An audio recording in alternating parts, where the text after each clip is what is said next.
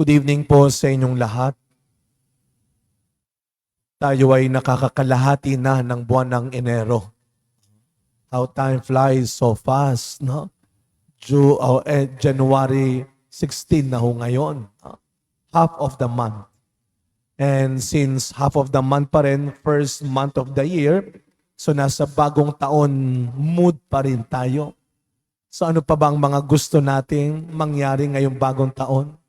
And I believe lahat tayo dito may mga hinahangad pang para hindi lang sa sarili natin, para sa ibang tao rin. Ilang kaya sa atin dito ang nakikiusap pa rin sa Diyos na sana Lord, this year, magbago na sila. Magbago na sila. Sino yung gusto mong magbago this year? Wala hong masama doon. Of course, first of all, tayo dapat ang unang naghahangad. Tayo dapat ang unang naghahanda na baguhin ng Diyos. Una, tigit sa lahat, huwag niyo kakalimutan, it is not our job to change anyone. Hindi mo trabahong baguhin ang sino man. Ang Diyos lang ang makagagawa niyan. Only God can change us. Only God can change our lives. Kaya nga huwag natin isinisisi, tinuturo sa iba kung bakit tayo ganito ngayon. Kung bakit hindi pa rin tayo nagbabago. Napakaganda ng unang pagbasa natin. Ano ang sabi ni Samuel? Nagsumbong siya, parang tayo.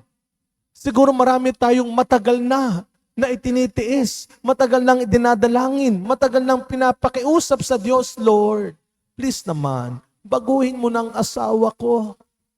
Sana this year maging mas mabait na ang mga anak ko. Sana this year mabawasan ang mga nang-aaway sa akin. Sana this year magbago na sila.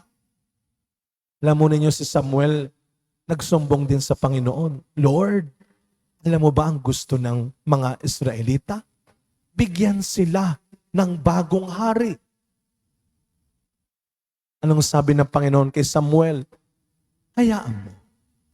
Gawin mo ang gusto nila. Samuel, hindi ikaw ang inaayawan nila. Ako. Never give up. Never stop believing and hoping for someone's conversion.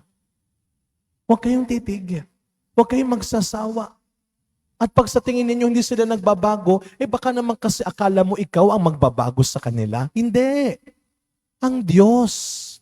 Siya lang ang may kapangyarihan, may kakayahan na baguhin ng sino man sa atin.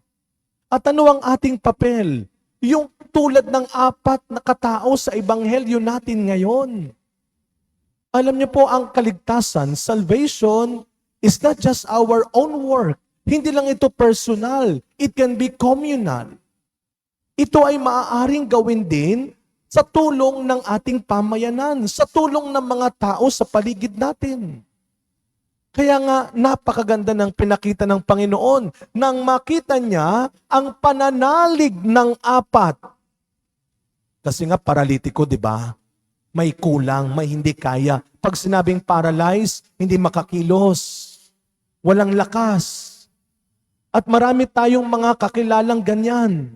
Paralitiko hindi lang sa katawan, paralitiko ang kalooban. Hindi na marunong magmahal, hindi na marunong maawa, hindi na marunong tumulong, hindi na marunong magpatawad.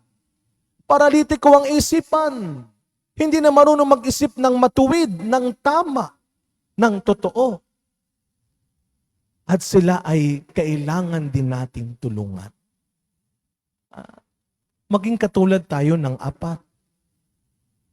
Never lose hope, never lose faith and courage, not only for our own salvation, but for your family, for your friends, for our community, and for our country.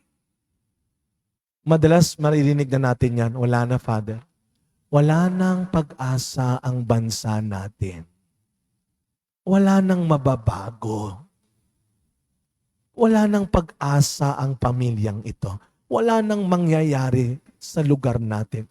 Never lose hope. Dahil kapag tayo ang tumanggi, anong sabi ng Panginoon? Hindi naman ikaw, ako o tinatanggihan ninyo?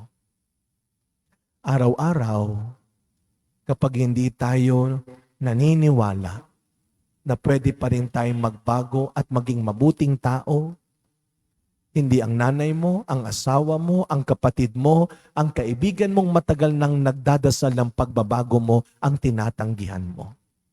Ang inaayawan mo, kundi ang Diyos. Dahil araw-araw, higit sa kanino man, naniniwala ang Diyos na hanggat nabubuhay ka pa, kaya mo pa rin magbago at maging mas mabuting tao.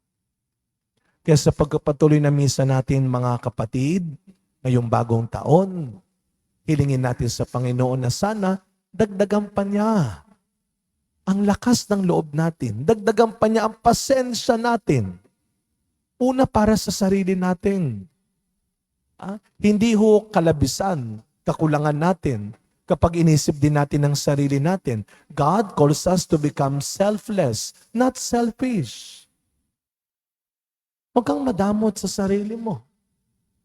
Huwag kang mawala ng pasensya sa sarili mo na kaya mo pa rin maitama ang mali mo.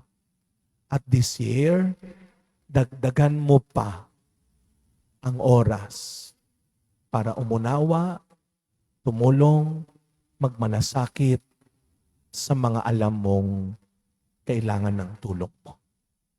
Araw-araw, katulad ng Diyos, maniwala at magtiwala na kaya nating pare-parehong magbago at maging mas mabuting tao. Amen.